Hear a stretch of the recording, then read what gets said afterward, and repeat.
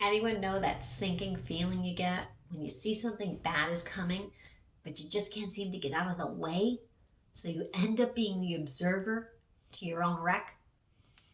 My name is Joy Robles, and it was my last day working in an accounting office, and I was fired. I knew I was struggling being working with an accounting office. I was not qualified to be an accountant, to work for an accountant, or even befriend an accountant. Working with numbers was always a challenge for me and a struggle. And losing that job made that limiting belief become even more ingrained. I applied for an administrative assistant to the CEO position at a large building materials distributor. And it's funny because when I worked directly with the CEO, I watched closely as he explained things because in my mind, it wasn't about it wasn't about not understanding it. It was about not failing like I did in my last job. He even said to me once, I have never had someone look at me so intently when I explain things. That sheer determination, coupled with confidence, I acquired taking each shaking step of faith, put me into a position into the sales department. Sales of this type was a completely new experience for me. I knew very little about lumber and plywood, and I would go online to educate myself. Little did I know that the greatest education would be in working with a majority of men, which were my customers as well as my coworkers. I quickly came to discover lumbermen had a different way of conversing. They were usually inundated with numerous responsibilities, and so they had to always speak briefly. I had to get to the point and create my own style. When I first started working in sales, I was so overwhelmed by the style which people communicated. They were straightforward, in your face, tell like it is individuals. I was used to a more subtle approach. And my dad once told me, Joy, you know what tact is? Tact is the ability to make a point without making an enemy. Some of them didn't talk to my dad. I internalized so many things those first several months that I would go into the bathroom crying daily. And one day I went to the bathroom for another crying session, and the thought of a teacher came to my mind, and I remember her words, and she said, pitiful or powerful, choose one, you can't be both. Ever feel like you had that inner battle going on between pitiful and powerful? When I heard those words, the revelation hit me that the way that I was receiving the words spoken to me from my customers, I could see it as an obstacle or as an opportunity. When I walked out of the bathroom that day, I decided not to walk out wounded. I walked out a warrior. And I made a different decision.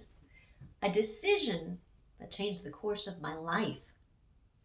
I learned how to banter back and forth and be lighthearted. I discovered when I shifted my perception, the view of my situation shifted as well. Customers wanted to speak to me because I was energetic and I was full of enthusiasm. And I realized that the monotony of their everyday business, I could bring a lightheartedness or a laughter to their day, all while they were doing business. You see, I love to laugh. And I became focused on enjoying my job, and in doing so, others enjoyed working with me.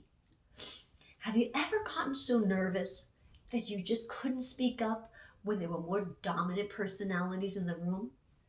Boy, I can tell you, I understand completely. I used to be shy and non-confrontational. My boss said the first few months that I worked there, I barely spoke. He was right. I used to be so shy and non-confrontational that I thought people wouldn't know what I didn't know if I didn't speak. Yet I learned to speak up, and I learned to explain and to communicate when I had an idea of value, and I learned how to find my voice and display it with authority and conviction. I became one of the top salespeople in my company, I believe, because I made a different decision. I watched women enter and leave this industry because they found it challenging to work in a male-dominated environment. And it bothered me so much because I saw so much potential for women. And yet they needed to discover their voice, their message, and stand with confidence. When you truly believe in your purpose and you communicate being your authentic you, people will want to hear what you have to say. And they will value and appreciate what you have to say. You will be doing a service to those around you when you believe what you do brings value. Come join us and discover as we communicate with women on how to bring their value and their purpose to light.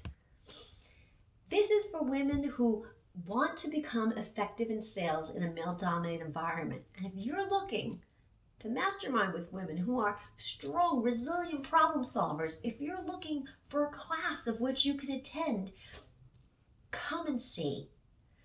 Come and see women who are confident or want to be around those who are. Then this group's for you. Come and discover your voice and how to be heard and taken seriously. How to speak with authority and overcome objections. Learn how to ask the questions that get you the answers you need and how to use your intuitiveness as a tool.